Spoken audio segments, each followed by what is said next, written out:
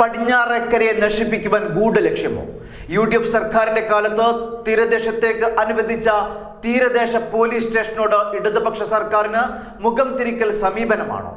ലഹരി മാഫിയ തീരദേശത്ത് പിടിമുറുക്കുമ്പോഴും അറിഞ്ഞിട്ടും അറിയിച്ചിട്ടും തിരിഞ്ഞു നോക്കാതെ പോലീസ് ജില്ലയിൽ തന്നെ ഏറ്റവും വലിയ ടൂറിസം മേഖലയായി കൊണ്ടിരിക്കുന്ന പടിഞ്ഞാറേക്കര അഴിമുഖമടക്കം ലഹരി മാഫിയ സംഘങ്ങൾ പിടിമുറുക്കുന്നു.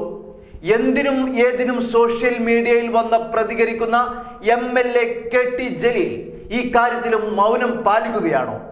ഒരു കാലത്ത് രാഷ്ട്രീയ സംഘർഷങ്ങൾ കൊണ്ട് കലുഷിതമായിരുന്ന ഈ തീരദേശം ഇപ്പോൾ സമാധാന ജീവിതത്തിലൂടെ കടന്നു പോകുമ്പോഴാണ് നാടിനെ ഒന്നടങ്കം ഭയാശങ്കയിലാഴ്ത്തി ലഹരി മാഫിയ പിടിമുറുക്കുന്നത്.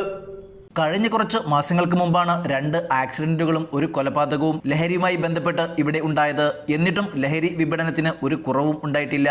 ഇതിന്റെ ഏറ്റവും വലിയ ഉദാഹരണമാണ് കഴിഞ്ഞ ദിവസം പടിഞ്ഞാറക്കരയിൽ ഉണ്ടായ സംഭവം. സ്വന്തം സ്ഥലം കയ്യേറിയ മദ്യപാന സംഘത്തെ ചോദ്യം ചെയ്ത സ്ഥലമുടമകളായ സഹോദരങ്ങളെ ലഹരി സംഘം ആക്രമിച്ചത്.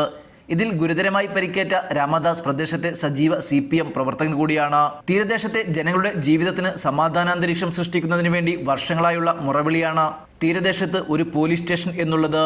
ഉമ്മൻചാണ്ടി സർക്കാർ ഇതിനുവേണ്ടി മംഗലം പുറത്തൂർ പഞ്ചായത്തുകളിലെവിടെയോ സ്ഥലം കണ്ടെത്തിയെന്നുമാണ് അറിയുന്നത്. എന്നാൽ ഈ ഇടതുപക്ഷ സർക്കാർ അതിന് തയ്യാറാകാത്തതിന്റെ കാരണം എന്താണെന്ന് അറിയുന്നില്ല. നിലവിൽ പറവണ്ണ മുതൽ പടിഞ്ഞാറേക്കര അഴിമുഖം വരെ തിരൂർ പോലീസ് സ്റ്റേഷൻ പരിധിയിൽ ആണെങ്കിലും തീരദേശത്തേക്ക് അനുവദിച്ചിട്ടുള്ള പട്രോളിംഗ് വാഹനം താനൂർ പോലീസ് സ്റ്റേഷനിൽ നിന്നാണ്.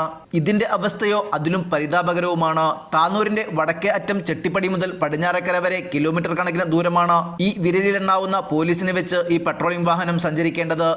ആവശ്യത്തിന് പോലീസ് ഉദ്യോഗസ്ഥരെ നിയമിക്കാതെയും വേണ്ട രീതിയിൽ വാഹനം നൽകാതെയും പേരിന് ഒരു പെട്രോളിംഗ് വാഹനം എന്ന നിലക്കാണ് ഇതിന്റെ കാര്യങ്ങളും. ഇവിടങ്ങളിൽ എന്തെങ്കിലും ഇൻസിഡന്റ് സംഭവിച്ചു കഴിഞ്ഞാൽ സംസ്ഥാനത്ത് തന്നെ ഏറ്റവും കൂടുതൽ ദൂരപരിധിയുള്ള തിരൂർ പോലീസ് സ്റ്റേഷനിൽ നിന്ന് ഇവിടേക്ക് പോലീസ് എത്തിച്ചേരുവാൻ ഒരുപക്ഷെ മണിക്കൂറുകൾ ആവശ്യമായി വരും. എന്നിട്ടും എന്റെ തീരദേശ പോലീസ് സ്റ്റേഷൻ എന്ന മുറവിളിക്ക് ഒരു ഉത്തരം നൽകാത്തത്? അതും ഇടതുപക്ഷം ഭരിക്കുന്ന കേരളത്തിൽ, ഇടതുപക്ഷത്തിന് ഏറ്റവും പ്രിയങ്കരനായ ഇടതുപക്ഷ MLAയുടെ മണ്ഡലത്തിൽ, ഇടതുപക്ഷത്തിന് ഒട്ടേറെ സ്വാധീനമുള്ള ഈ മംഗലം പുറത്തൂർ പഞ്ചായത്തിൽ. അതല്ല, ആ തീരദേശ പോലീസ് സ്റ്റേഷൻ എന്ന തീരദേശത്തിന്റെ സ്വപ്നം പൂവണിയുവാൻ ഇനി ഒരു UDF സർക്കാർ അധികാരത്തിൽ കയറേണ്ടി വരുമോ? ന്യൂസ് 99 തിരൂർ. ഓരോ മുഹൂർത്തങ്ങൾക്കും അതിൻ്റെതായ സന്തോഷങ്ങളുണ്ട്. അതിൽ ചിലത് ഒരിക്കലും മറക്കാൻ പറ്റാത്തതും. Azad gold and diamonds, Thazhepalam, Tirur.